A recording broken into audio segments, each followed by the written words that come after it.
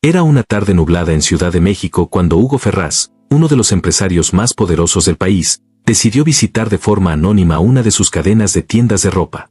Vestía sencillo, con jeans y una gorra que le cubría parcialmente el rostro. No esperaba nada fuera de lo común, solo quería observar cómo operaba el negocio desde dentro, como un cliente más. Pero lo que presenció al entrar por aquella puerta de vidrio le heló la sangre. En un rincón, una joven empleada era humillada públicamente por su supervisora frente a todos los clientes. «Eres una inútil, Marina.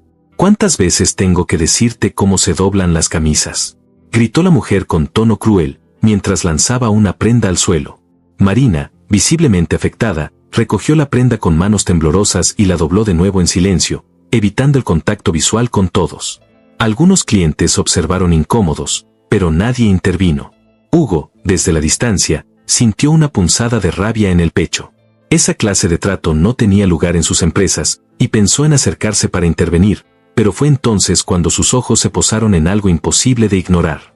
Colgado del cuello de la joven brillaba un collar plateado, delicado, con un dije en forma de luna creciente. Hugo palideció. Ese collar no era uno cualquiera. Él lo había mandado a hacer personalmente hace 18 años, para el primer cumpleaños de su hija Isabela. Una joya única, irrepetible. El corazón de Hugo comenzó a latir con fuerza. No podía ser una coincidencia.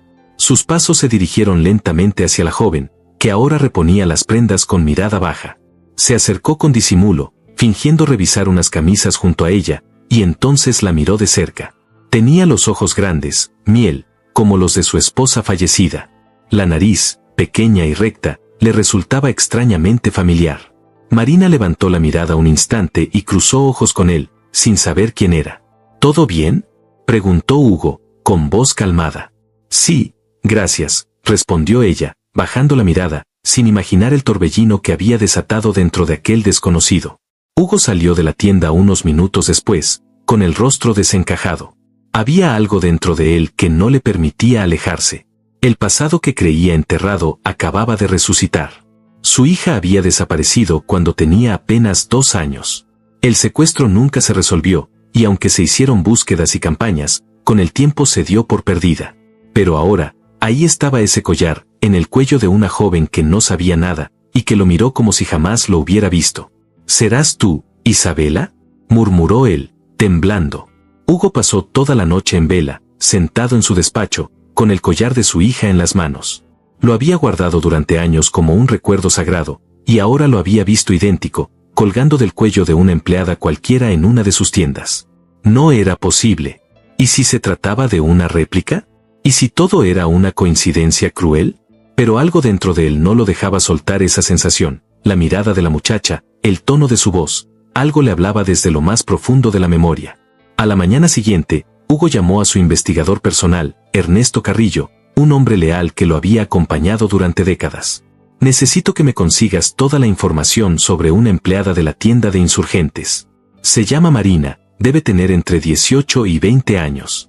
Ernesto no preguntó más.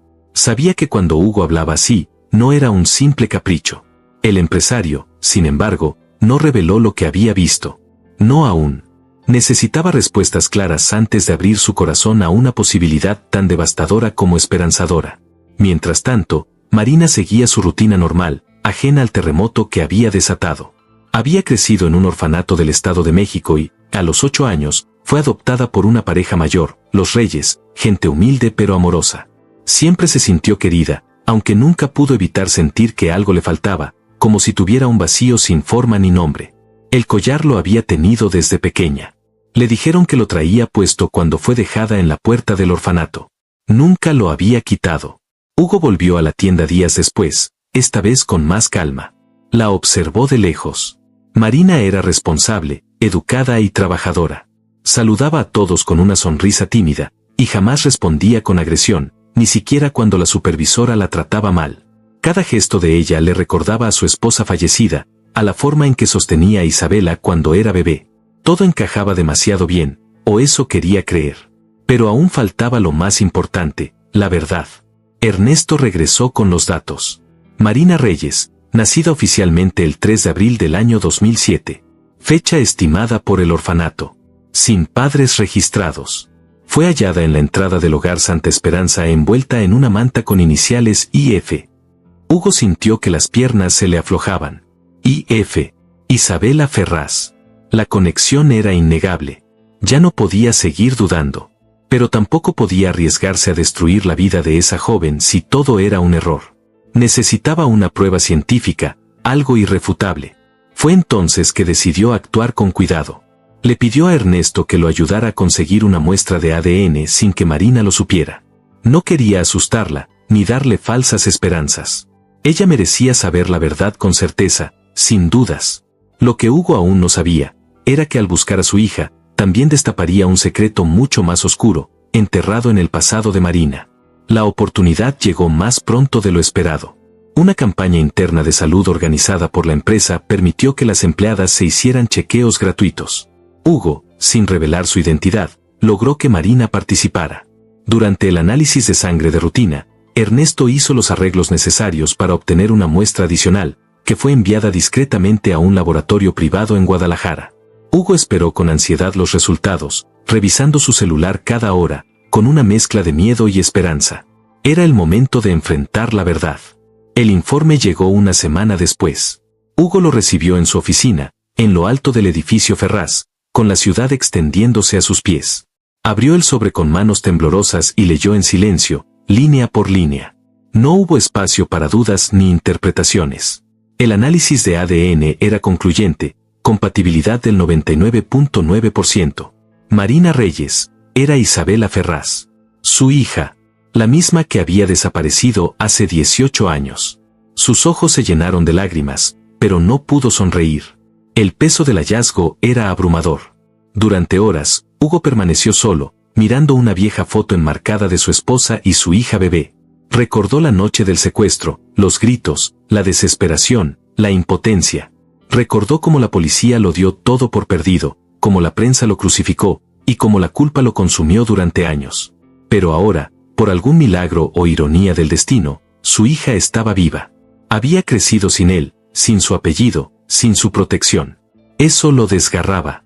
¿Cómo se lo digo sin romperle la vida?, se preguntó, con la voz rota. Decidió tomarlo con calma. Lo primero era asegurarse de que Marina estuviera bien. La invitó a una entrevista con el pretexto de un reconocimiento por su desempeño. Marina, algo confundida, aceptó con nervios. Cuando entró a la oficina de Hugo, quien seguía ocultando su identidad, notó que el ambiente era diferente. Él la trató con un respeto y una calidez que no había sentido en mucho tiempo. ¿Te puedo hacer una pregunta personal, Marina?, le dijo él, con la voz suave. Claro, respondió ella, inquieta.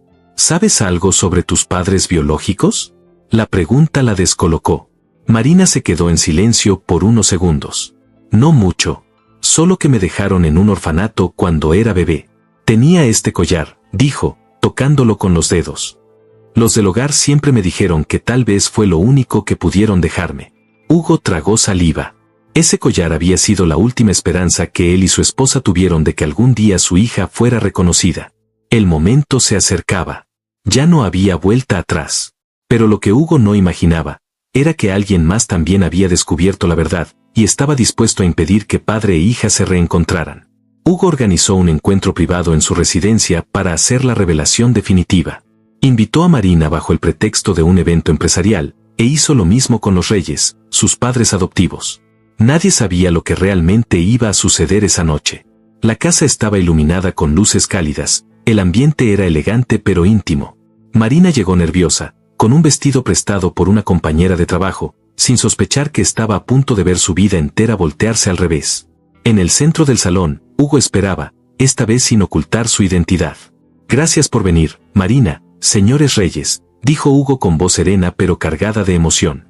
Los tres asintieron, algo confundidos.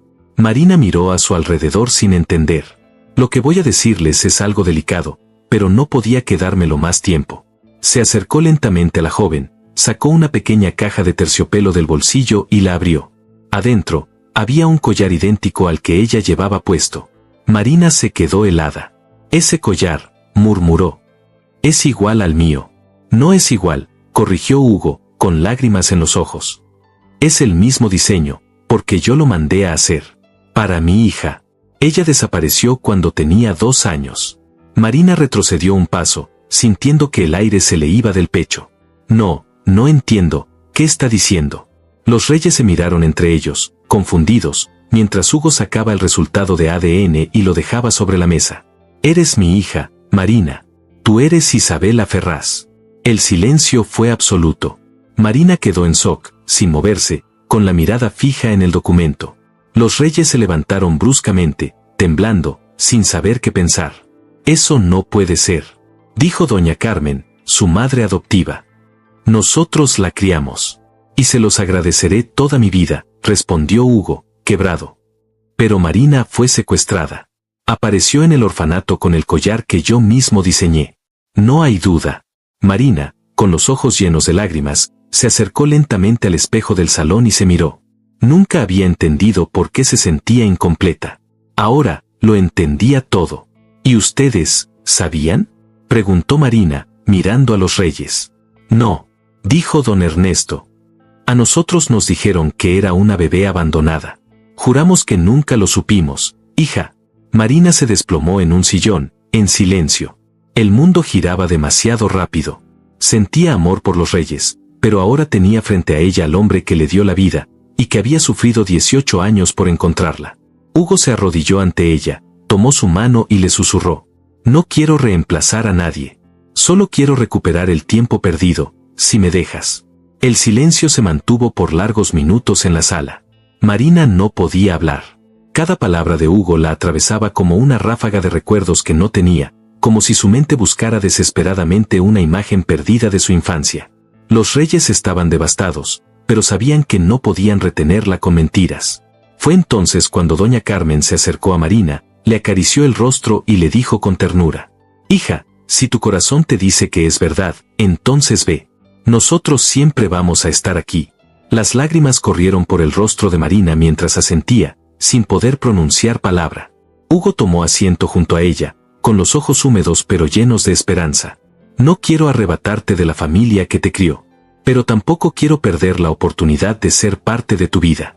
Marina lo miró, todavía con el alma temblando. Necesito tiempo, dijo con la voz quebrada. Esto es demasiado para mí. Todo el que necesites. No hay prisa. Solo quiero que sepas que, desde ahora, nunca más estarás sola. En los días siguientes, Hugo hizo algo que jamás pensó hacer. Invitó a los reyes a mudarse con él, a su mansión en Lomas de Chapultepec. Quería que Marina sintiera que no estaba eligiendo entre dos mundos, sino que podía tenerlos a ambos. Al principio, ellos se negaron por orgullo, pero Marina intervino. Si vamos a empezar de nuevo, quiero hacerlo con todos juntos. La mansión se transformó. Pasó de ser un lugar frío y silencioso, a una casa con risas, platos compartidos y conversaciones familiares. Hugo los trataba con respeto y gratitud. Un notario llegó una semana después. Marina, aún adaptándose a la nueva realidad, firmó los documentos que la reconocían legalmente como Isabela Ferraz. También fue nombrada heredera oficial del imperio empresarial. Hugo no lo hizo por obligación, sino como un acto de justicia. Ella era su hija, la sangre que había buscado por casi 2 décadas. No te estoy dando nada que no te pertenezca por derecho, le dijo, colocando suavemente su mano sobre la de ella. Yo no sé si estoy lista para todo esto, respondió Marina. Pero voy a intentarlo. La noticia se filtró a la prensa en cuestión de días. La hija perdida de Hugo Ferraz aparece tras 18 años. Marina, o Isabela, se convirtió en el centro de atención. Pero Hugo se aseguró de protegerla. Contrató seguridad, abogados y un equipo de imagen. Nadie va a lastimarte, le prometió. Por primera vez en su vida, Marina sentía que tenía un lugar al que pertenecía. Pero en medio de toda la alegría, una pregunta seguía viva en su mente. ¿Quién la dejó en el orfanato? ¿Y por qué nunca llamaron a la policía? Una tarde lluviosa, mientras revisaba antiguos documentos del orfanato donde había crecido, Marina encontró algo extraño, una carta mal doblada, escondida en la contraportada de su expediente. Estaba firmada por una enfermera que ya no trabajaba ahí. En la carta, la mujer relataba que quiso denunciar el caso de una bebé abandonada con un collar de plata, pero la directora del hogar se lo prohibió, alegando que no era asunto suyo. El corazón de Marina latía con fuerza. ¿Por qué ocultar algo así? ¿Qué estaba intentando esconder el orfanato? Hugo, al enterarse, reaccionó con una furia silenciosa. Llamó de inmediato a sus abogados. Quiero que investiguen todo sobre ese lugar. Necesito saber qué pasó hace 18 años. Los reyes también recordaron detalles que antes no les parecían sospechosos, la rapidez con que se les permitió la adopción, la falta de preguntas, el papeleo mínimo. Todo apuntaba a una red de negligencia, peor aún, tráfico infantil disfrazado de adopción. Marina, que siempre creyó que su historia había empezado con un abandono, comenzaba a entender que fue víctima de algo mucho más grave. Hugo presentó una demanda formal contra el orfanato Santa Esperanza. Exigía una investigación federal. Los medios retomaron la historia con fuerza. Marina dudó en aparecer públicamente, pero entendió que su testimonio podía evitar que otros niños pasaran por lo mismo. En una entrevista transmitida en cadena nacional, dijo: "No quiero venganza, pero si hay culpables, deben responder por lo que hicieron. A mí me robaron una vida. No quiero que eso le pase a nadie más". Sus palabras tocaron al país entero. Durante el juicio, salieron a la luz pruebas contundentes, registros alterados, sobornos a trabajadores sociales, niños entregados sin controles legales. La directora del orfanato fue arrestada junto a otros cómplices. Marina asistió a la audiencia final acompañada de Hugo y los reyes. Fue la primera vez que los tres se sentaron en la misma fila, como una familia. Cuando el juez dictó sentencia, Hugo tomó la mano de su hija con firmeza. «Lo lograste». «Lo logramos», respondió ella, mirando también a los reyes. Después de todo el proceso, Marina recibió una carta de una joven mujer que había sido adoptada en circunstancias similares. Le agradecía por haber alzado la voz. «No sabía quién era, hasta que te vi contar tu historia», decía la carta. Marina la leyó en silencio y comprendió que el dolor que cargaba podía transformarse en algo más grande, en una forma de sanar y de proteger a otros. La justicia había sido servida, pero las heridas internas aún necesitaban tiempo. Y ese tiempo, ella ya no tendría que enfrentarlo sola. Pasaron los meses y la vida de Marina comenzó a tomar un rumbo inesperado, pero profundamente reparador. Aunque aún lidiaba con emociones complejas, el caos inicial dio paso a una calma que jamás había conocido. En la mansión Ferraz, los días eran diferentes. Desayunaba con Hugo cada mañana, aprendía sobre la empresa, y por las tardes caminaba por los jardines con doña Carmen, hablando de cosas simples. A veces, el silencio entre ellos decía más que las palabras. El amor no había desaparecido, solo había cambiado de forma, fortalecido por la verdad. Hugo, por su parte, renació. Volvió a sonreír, a escuchar música, a mirar viejas fotos sin que se le quebrara la voz. Tenía nuevamente a su hija, pero no como una niña, sino como una mujer formada, fuerte, decidida. Él la admiraba. Veía en ella todo lo que su esposa soñó para Isabela. A veces la observaba desde el pasillo, en silencio, mientras ella trabajaba en su nuevo proyecto, una fundación para jóvenes huérfanos que habían sufrido abandono o negligencia institucional. Marina ya no solo buscaba sanar, quería sanar a otros. Una tarde cualquiera, Hugo la sorprendió con una caja. «Es un regalo que tu madre te dejó, lo guardé todos estos años». Marina abrió la caja con cuidado y encontró un vestido blanco, pequeño, y una carta escrita a mano. Era de su madre. «Si alguna vez la vida te aleja de mí, quiero que sepas que fuiste lo más hermoso que tuve». Marina lloró en silencio, abrazando la prenda como si pudiera volver a ese tiempo. Esa noche, durmió con la carta sobre su almohada. Con el tiempo, Marina dejó de sentirse dividida. Aprendió a convivir con las dos partes de su historia. En los reyes tenía sus raíces emocionales. En Hugo, su sangre y su identidad. Juntos celebraron su cumpleaños número 20, rodeados de amigos, empleados de la tienda donde todo empezó, y personas que se habían unido a su causa. «Hoy no celebro solo un año más, celebro haber encontrado mi lugar en el mundo», dijo Marina frente a todos. Las personas aplaudieron, y Hugo no pudo evitar llorar. Esa vez, de alegría. Un día, mientras caminaban por el Parque Lincoln, Marina tomó el brazo de Hugo y le dijo algo que él jamás olvidaría. «No sé cómo habría sido mi vida si nunca nos reencontrábamos, pero ahora sé que todo lo que sufrimos valió la pena para llegar aquí. Y yo daría todo lo que tengo por repetirlo, si eso significara tenerte de nuevo», respondió él, con una sonrisa rota. Los dos se miraron. No necesitaban más. Lo perdido se había transformado en una nueva historia, no perfecta, pero profundamente verdadera. Marina siguió adelante, convertida en símbolo de esperanza para muchos. Aprendió que las heridas no desaparecen, pero pueden convertirse en cicatrices que cuentan una historia de amor, dolor y redención. Y aunque nunca olvidó lo que le fue arrebatado, también aprendió a celebrar lo que fue recuperado. Su nombre legal ya decía Isabela Ferraz, pero su corazón seguía siendo, por siempre, Marina.